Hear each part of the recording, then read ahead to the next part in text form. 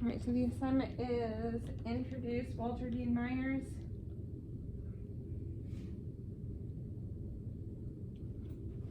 You may want to just listen to make sure that you did it correctly too. There might not be things you need to add. Okay, so the first question says, name 3 things from Walter's life that likely had a huge impact on him. Impact means something that changed you, that made you who you are. So if I say something like, I was born in Des Moines. I was born on March 13th. Do those things impact me? I live in Urbandale. Unless you tell me more about that, like why that has impacted you, that's not really impactful. Everybody is born, somebody everywhere lives somewhere, you know, everybody has a birthday, right? That's not impactful. Impactful is the things that make me different from other people. So one thing is that his mom died. That should impact you, right? I'm not gonna say it always impacts you, but it should if your mom's a decent person, right? So that's going to impact you. The next one here is, why did Walter write? So there's a specific reason, not just because he was a good writer. So actually, he didn't start out being a great writer, but he had a purpose and a reason for being a writer. So I want you to look for that reason as we go through. And then there's a particular writer who influenced, so this is a person that we're looking for, that influenced Walter to write. And why did he have this influence? So what about this person made Walter D. Myers want to write? Okay, that's what we're looking for. And they're pretty much in the right order. So if you like to fill this out as you go along, that's fine. Or you can wait until afterwards and fill it out, whichever you're most comfortable with. Pretty good with that? Good. It's not showing up on me. Are you in English reading? Oh no, that makes sense.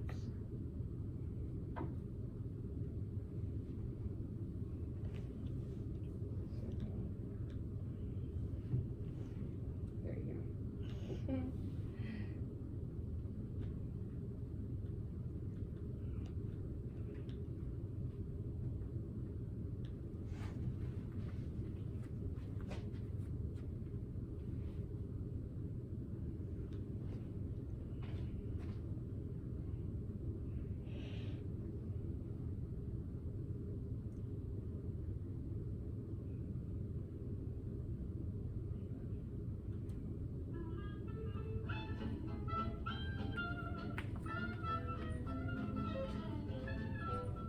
I was born in Martinsburg, West Virginia, about 10 miles from where my people had been held during slavery.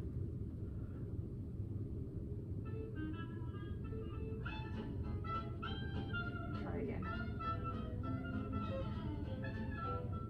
I was born in Martinsburg, West Virginia, Much better. about 10 miles from where my people had been held during slavery.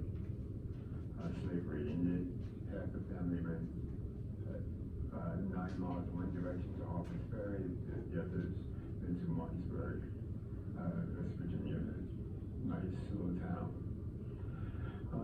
My family was poor, West Virginia poor, so, which meant they had nothing. There were 5 of us,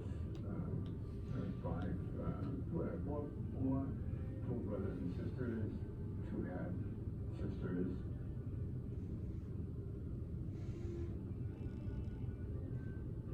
I was given to the Dean family to raise. Presumably, I must have said something wrong or two. So I was raised in Harlem. I came to Harlem. Harlem is not a very special place to me. It was simply home. That's where my family was, my school, my church.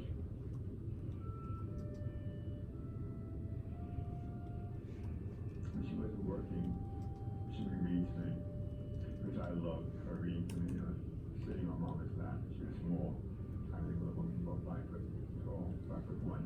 Mom read True Romance magazines, and that was what she read. And she listened to soap operas. And she read slowly, with her finger moving across the page, and I could follow the finger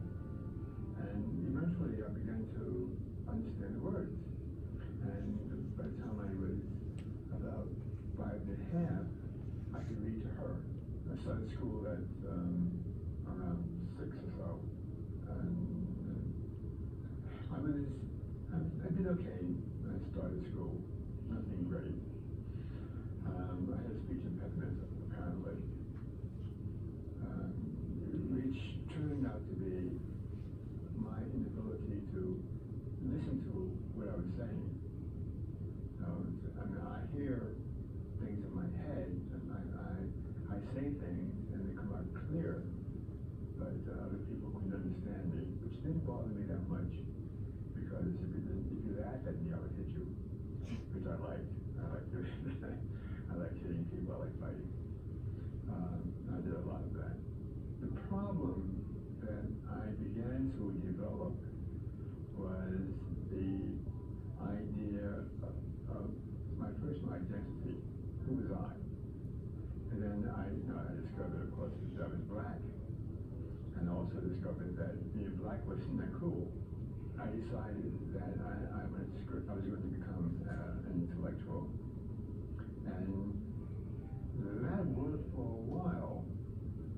But when it became time for me to think about college, my family had become dysfunctional.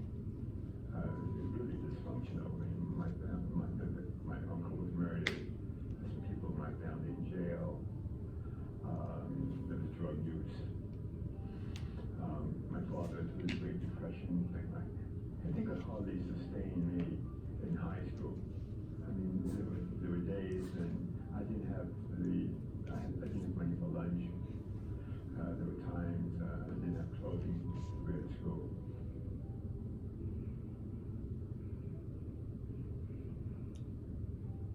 I began to write a bit, and the writing was the same as the reading. I still enjoyed reading, but I was a bit disappointed that I didn't find myself in the books.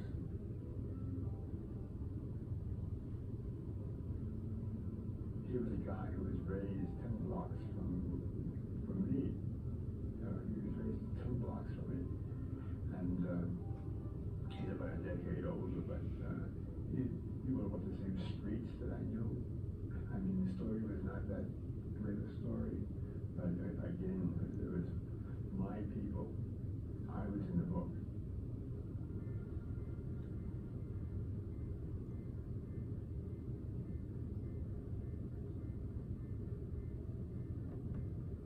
I hope that my legacy is that I was useful for young people. And young people found my work useful. They came to the books. Well, as Baldwin was for me.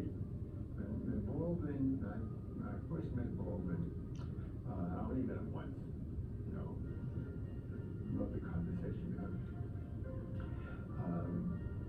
But when I left Baldwin that day, and I said, God, what a difference it would have made in my life if I had known what he had gone through. If I had known that what he, it would have made a huge difference in my life, I think.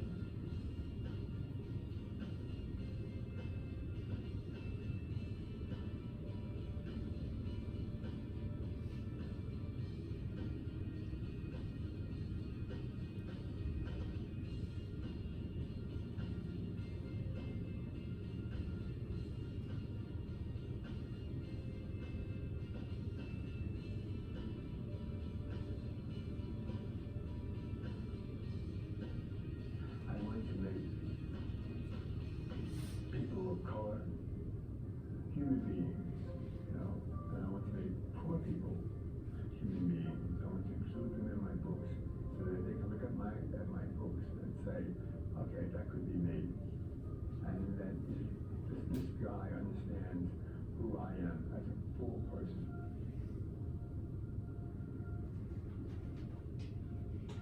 Right. So we know that the book Monster that Walter Dean Myers wrote is about an African American boy with some non-fictional elements, meaning that it was developed after a real person. And so thinking about how the author's life has led to him writing will help you with that. Okay? If you are finished, that's great. If you're not, I just want you to transition with me for a minute so you know what we're going to do next. Okay? So first we're going to finish this task, and then if you are finished with it, make sure that you hit the turn in button, because I know some people struggled with that. Some people were upset with me because they were absent, but they just forgot to put turn in. So make sure you hit turn in. Okay? And then after that, you're going to go to stream. And in the stream is this activity here. It's in purple, and it says freerice.com, categories English. You click on that, and it's a vocabulary activity. It gets harder as it goes, and you are trying to actually, the person who designed this gives rice to people who are hungry all over the world and the United States. And so as you go through, you're getting yourself some rice. So it starts off pretty easy. So your partner is your associate. Actually, that's kind of more difficult, but blend is to mix. And as it goes, if you get things wrong, it gets easier. If you get things harder, it gets harder. So that it is working at your vocabulary level, which is kind of cool, because that way you're learning new vocabulary at your level. Okay? So I'm going to give you 15 minutes, 5 to finish the other, and some time to work on this. If in between you need to stand up, stretch, or do something along those lines, you're welcome to do that. Sound good? Does it like keep going? Mm-hmm. Yep. It just keeps going and it gets harder if you get them right, easier if you get them wrong.